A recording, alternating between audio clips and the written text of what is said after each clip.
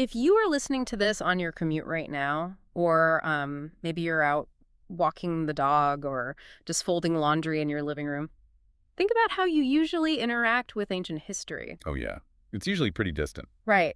Normally, when we look at texts written, thousands of years ago, there is this immense expectation of distance. It's like looking at a fragile artifact in a museum behind a thick pane of glass. Exactly. You can't touch it. Yeah, you can observe it, you can read the dates on the little placard, but it feels entirely disconnected from the reality of your Tuesday morning. It just feels miles away from your overflowing inbox or that low-level hum of anxiety that keeps you awake at 2 in the morning. It is a totally natural assumption to make, though. I mean, we tend to think that someone living in an ancient agrarian society, surviving on a completely different set of daily challenges, couldn't possibly have anything relevant to say about, the complexities of modern human psychology. All right. We treat these texts as historical curiosities rather than practical tools. But every now and then you stumble across an analysis that just shatters that museum glass completely. And today, for this deep dive, that is exactly what we are looking at. It's a really fascinating one. It is. We are unpacking a comprehensive breakdown of one of the most famous passages of text in human history, which is Psalm 23. Specifically, the notes we have are analyzing the King James Version. And our mission today is to figure out why this 3,000-year-old poem, which on its face is literally just a poem about livestock, right? Literally just sheep. Yeah, just sheep. Why is this shockingly relevant to our modern epidemic of stress, anxiety, and burnout? Well, it's a masterful piece of literature to dig into because the source material we're working from, it treats the text not just as beautiful poetry, but as a deeply accurate framework for understanding human vulnerability and, our inherent need for guidance. I want to start with a thought-provoking observation here because I think this sets the stage perfectly. Even people who have never set foot inside a church, like people who have no religious background or spiritual inclination whatsoever, they immediately recognize the opening phrase. The Lord is my shepherd. Exactly. It is culturally ubiquitous. It's referenced in movies. It's tattooed on people's arms, read at solemn moments. Why does this specific archaic metaphor resonate so universally with people, regardless of their worldview? I mean, it taps into something incredibly primal. To really grasp the universal appeal of it, we have to kind of strip away the familiarity of the quote and look at the literal historical dynamic between the two main characters in this poem, which are, the shepherd and the sheep. Okay, let's break that down. So if we look at the historical reality of an ancient shepherd, their job is essentially threefold. Yeah. It's to protect, to feed, and to guide the flock. Right, because let's be honest, sheep aren't exactly the apex predators of the animal kingdom. No, not at all. They aren't known for their wilderness survival skills, They are actually uniquely defenseless. I mean, they don't have sharp claws, they don't have fangs, they aren't particularly fast, and they don't even have camouflage. They're just fluffy targets. Basically, yeah. Yeah. But beyond their physical limitations, our analysis points out their psychological quirks, which are super interesting. Sheep are notoriously prone to getting lost. They have a terrible sense of direction. Oh, wow. I didn't know that. Oh, yeah. They get confused easily by their environment. And because they are hyper-aware of their own defenselessness, they are incredibly prone to panic and worry. I have to say, when you list out those traits like bad sense of direction, easily confused, highly prone to panic and worry, I feel a little personally attacked here. Right. It sounds familiar. We are basically just sheep with smartphones. That is the uncomfortable genius of the metaphor, honestly. Yeah. Because humans, we bristle at the idea of being helpless, but how often do you feel completely paralyzed by decision fatigue? All the time. Right. How often do you lie awake worried about the future or feel totally disoriented by a major life change? The poem is essentially suggesting that this chronic anxiety isn't some modern failing that you just need to, life hack your way out of. Wow. It is the baseline human condition. We are wandering, and we lack the internal map to always know where we are going. We're anxious flock animals trying to pretend we are solitary wolves. Yeah, I really like that framing, yes. But, the text doesn't just throw out the idea that there is a generic shepherd managing the universe. The author, King David, who actually was a shepherd before he was a king, which is a great detail. Oh, that makes sense. Yeah, he uses a critical defining phrase right in the first line. He says, "The Lord is my shepherd." My shepherd, singular, personal. Yes. It is not a distant CEO managing a massive faceless conglomerate. It is an intensely personal, proximate relationship. The implication here is that this guiding force cares about the individual. He is intimately aware of your specific confusion, your specific fears, and your specific path. So let's talk about what happens when you have that personal guide. Because the second half of that first verse makes a massive claim. It says, I shall not want. Now, if I read that at face value, my modern consumer-driven brain hears I shall not want, and I immediately think, great. I want a promotion. I want my kids to get into a great school. I want a flawless reputation. Naturally. Right. And when I don't get those things, I feel like the promise is broken. Like, wait, you said I wouldn't want anything. It's a super common misunderstanding. But that interpretation hinges on a modern definition of the word want, equating it with desire. The textual breakdown we're using clarifies that I shall not want is not a magical blank check for every earthly desire or, fleeting ambition. It is a profound promise of provision. Okay, provision. Let's make this tangible for the listener. It's like hiring a master wilderness guide for a massive mountain expedition. That's a good way to look at it. If that guide is packing your survival bag, they aren't going to pack a brick of solid gold, even if you really, really want it, because it's just going to weigh you down and literally get you killed on the mountain. Exactly. They pack water, rations, shelter, things that actually sustain you. That is a much more accurate way to look at the text. The guide, the shepherd, knows the terrain ahead way better than you do. He knows what the journey requires. So when David says, I shall not want, he is expressing a state of complete, radical contentment. He is essentially saying, because my personal shepherd is the one packing my bag and watching over me, I lack nothing essential for my survival and my well-being. He trusts the shepherd's inventory over his own desires. That sets us up perfectly for the next step. Because if verse 1 establishes that the shepherd provides what we need, verse 2 actually reveals where the shepherd is trying to take us. And based on the source breakdown, the destination turns out to be the exact remedy our overstimulated, burned-out brains are craving right now. Yeah, it really is. The text says, He maketh me to lie down in green pastures. He leadeth me beside the still waters. It paints a remarkably vivid, idyllic picture, doesn't it? But to understand the psychological weight of this, we need to look at what green pastures and still waters actually mean to a sheep in reality. Okay, what do they mean? Well, a green pasture represents infinite food, soft ground, and complete safety. And remember, a sheep is a hypervigilant prey animal.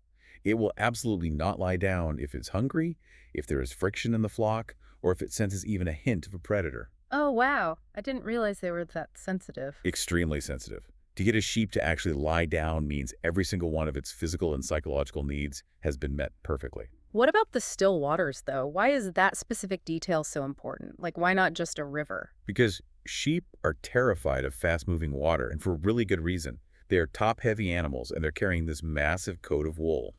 If a sheep falls into a rushing river, that wool acts like a giant sponge.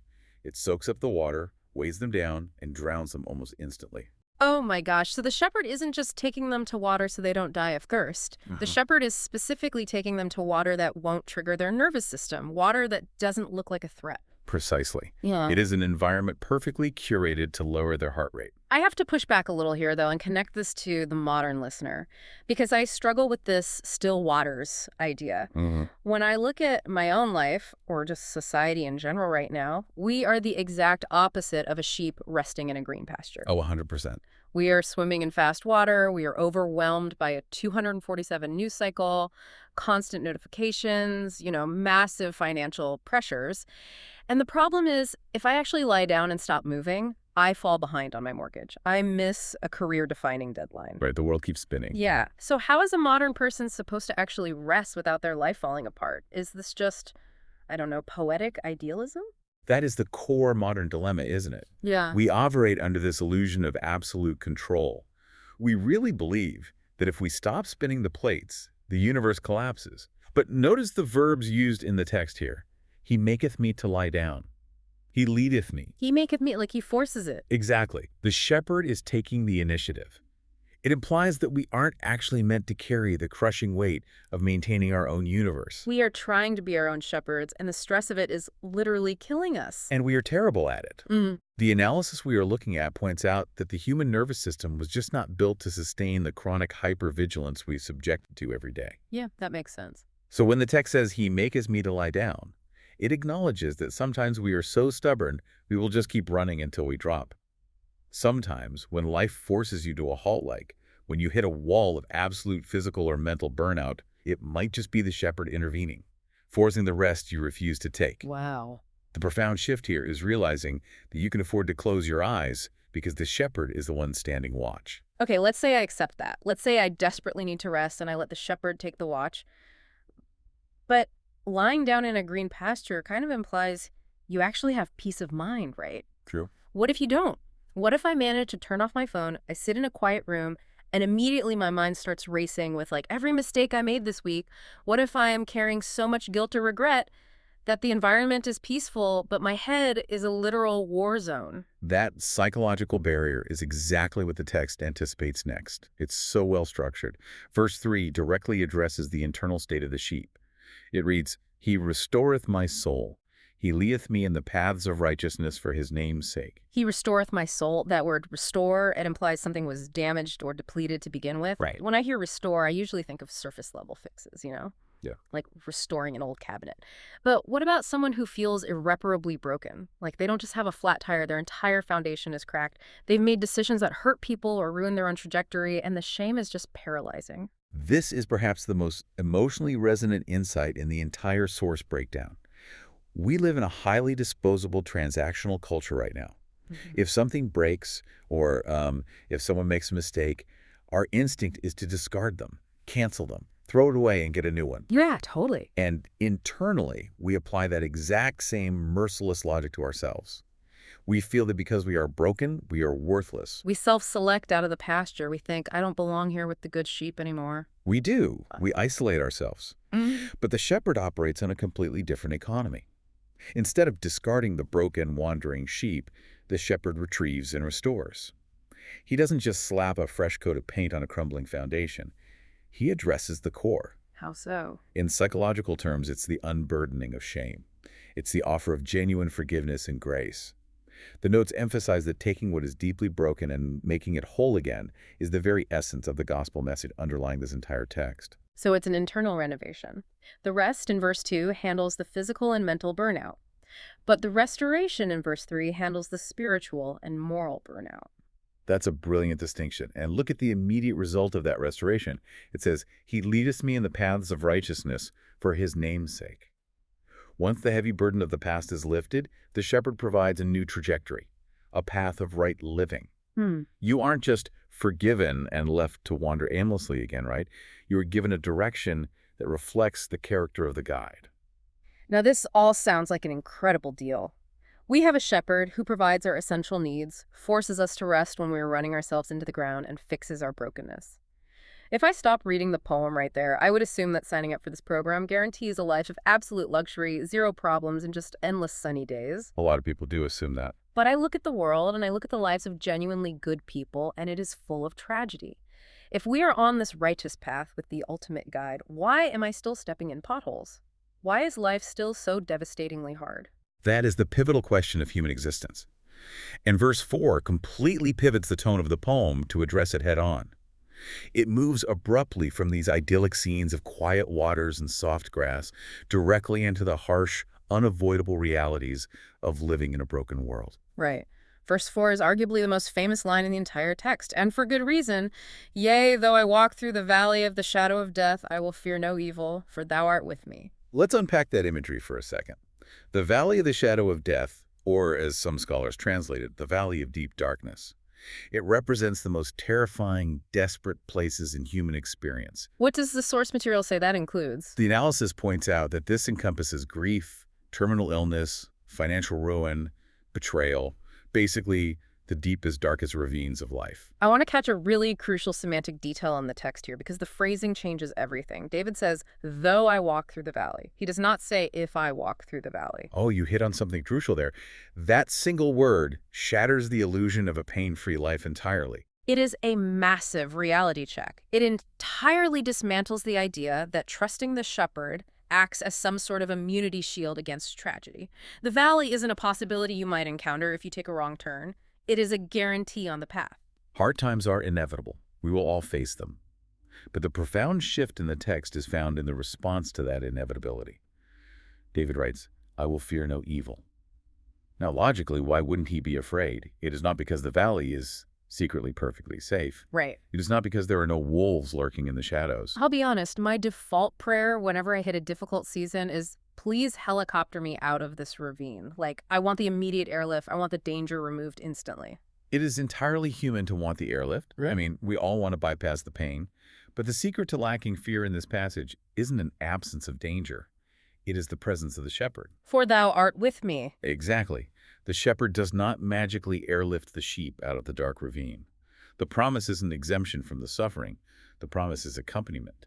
He walks through it with you. How does that actually change anything for the person in the valley, though? I mean, if the cancer diagnosis is still there, or the divorce is still happening, how does the idea of accompaniment actually stop the fear? Think about the psychology of a young child waking up terrified in a pitch-black room. Okay. The room is dark, the shadows look like monsters, and the child is crying. When a parent walks in and sits on the edge of the bed, the room doesn't suddenly get brighter. The shadows are still there. The physical environment hasn't changed at all. But the child's terror evaporates almost instantly. Why? Because they aren't alone anymore. Right. Because the presence of the protector changes the child's relationship to the darkness. When you are entirely alone, danger equals certain destruction. But when the shepherd, the one who guides, provides, and protects, is walking shoulder to shoulder with you, the danger is still real, but your ultimate destruction is prevented. Isolation multiplies terror. If you are a sheep, the valley is terrifying because you have absolutely no defenses on your own. But if the shepherd is standing right there in the dark with you, your safety is secured by his capability, not your own. You can endure the shadow because you aren't navigating it alone. And notice the shift in pronouns in this verse, too. It's subtle but powerful. In the first 3 verses, David talks about the shepherd. He maketh me, he leadeth me, he restoreth. But when David enters the dark valley in verse 4, the language changes completely. It becomes, thou art with me, you are with me. Oh, wow. It shifts from talking about God in the third person to speaking directly to him in the second person. The darkness actually creates intimacy. Exactly. The deepest connection often happens in the hardest places. We have covered incredible ground today, and I think it's important to just sit with the emotional weight of this for a moment. When you look at it through this analytical lens we've been using, Psalm 23 is so much more than a quaint poem on a greeting card. It really is. It's profound. It is a masterful, comprehensive framework for how to survive being human. It reframes our entire struggle. It shows us a shepherd who isn't some distant, demanding boss, but a personal guide who provides for our daily essential needs. A shepherd who actively forces us to rest and recalibrate our nervous systems when we are completely burned out by the hustle of the modern world. Yeah. A shepherd who refuses to cancel or discard us, but instead heals our deepest shame and restores our broken foundation. And perhaps most importantly, a shepherd who doesn't abandon ship when our lives fall apart, but walks with us through our darkest, most terrifying valleys. It manages to address our physical requirements, our psychological burnout, our moral failures, and our existential terrors, all within a few lines of ancient poetry.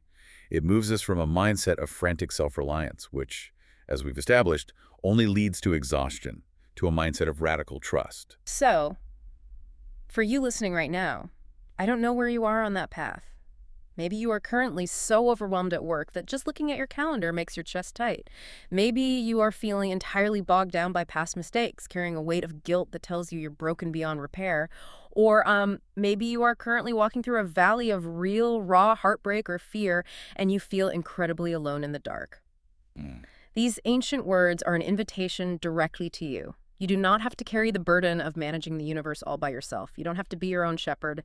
You can choose to follow, and you can truly rest in that care. That is the ultimate comfort, isn't it? It doesn't minimize reality. It changes your reality. It really does. As we close today, I want to leave it with one final provocative thought to mull over on your own. It builds on the idea that sheep are easily confused, prone to anxiety, and lack a good sense of direction. Think about this.